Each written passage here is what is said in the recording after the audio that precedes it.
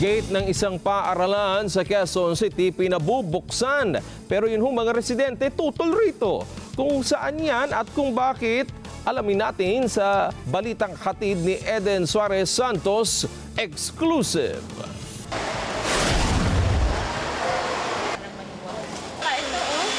Ito po yung Problemado ang Aurora A. Quezon Elementary School sa Quezon City sa kaligtasan ng kanilang mga estudyante. Tuwing dadaan kasi ang mga mag-aaral sa gate ng paaralan sa bahagi ng Cordillera Street ay nangangamba ang mga magulang at guro. Daanan kasi ng maraming sasakyan ang nasabing kalsada. Nagdudulot din ito ng traffic. Recently po ay meron po tayong complainant na nag-FB Live, actually parent po natin. Dahil nahirapan po sila sa pagpasok dahil nga ang daming mga nakaparada po dyan na motor. So nalungkot po tayo sa ganong balita. Kaya isa sa paraan po talaga natin dito since marami namang mga magulang na ang nagre-request na ma-reopen ang kalsada na magdudugtong sa E. Rodriguez.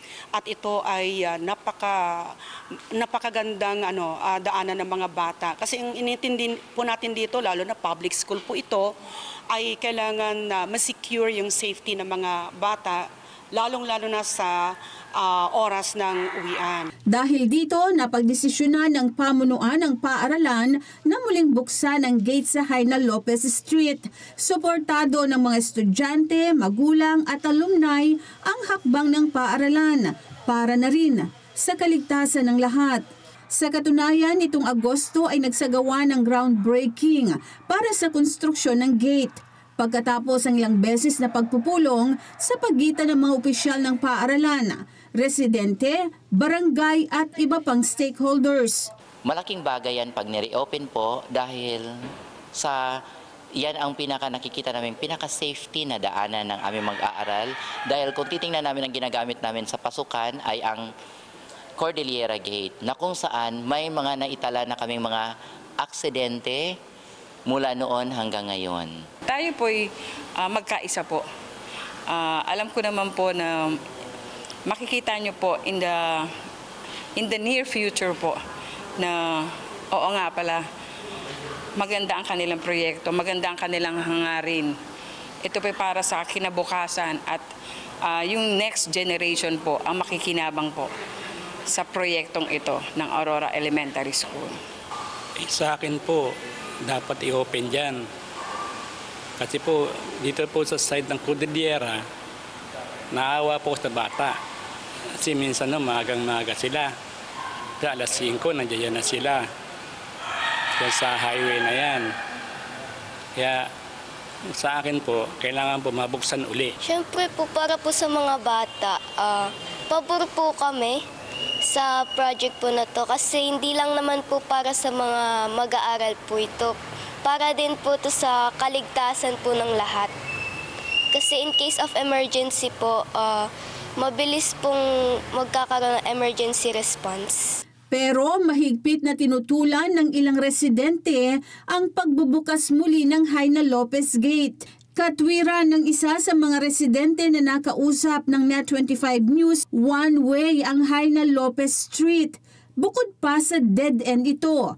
Kaya naman sa mahabang panahon ay nagsilbi ng parking ng mga sasakyan ng mga residente ang nasabing bahagi ng kalsada. At hindi lang parking, tila ginamit na rin itong extension ng bahay dahil sa inilagay na umano'y illegal na structure. Dagdag pa nila na halos senior citizen na ang mga nakatira malapit sa bakod na gustong buksan at gawing gate ng paaralan. Hindi raw ito makakabuti sa kondisyon ng ilang residente na may sakit lalo na kung may emergency. Total naman daw ay napakatagal nang isinara ang nasabing dating gate at bakit pa ito muling bubuksan. Sinuportahan naman ng barangay ang posisyon ng ilang residente. Sa totoo lang, nanin Ponce, enough na yan eh. Malaki yan eh. Lalo na kung sabi lang gagaanahin nila, ayusin, magkakabinet, yun, nilawakan. Ang luwag niyan, kasi lahat na nag-aaral dyan, nagtataka sila ba't kailangan dumami ang gate. Kaya naman yan eh.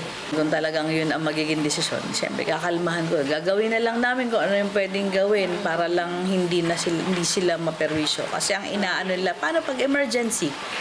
Mga senior kami, lagi lang sinasabi.